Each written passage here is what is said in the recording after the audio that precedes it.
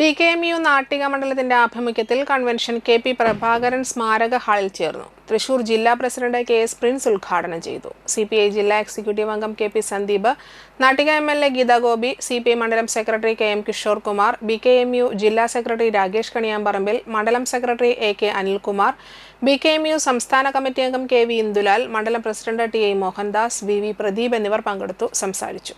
പുതിയ ഭാരവാഹികളായി president V.V. Pradeep, secretary Sajeevan Makkoth, treasurer TP. Ranjith എന്നിവരെ തെരഞ്ഞെടുത്തു. യൂണിറ്റ് അടിസ്ഥാനത്തിൽ കർഷകത്തൊഴിലാളികളുടെ ശക്തിപ്പെടുത്താൻ ജില്ലാ കമ്മിറ്റി സംസ്ഥാന കമ്മിറ്റി തന്നെ ആരംഭിച്ചാണ്.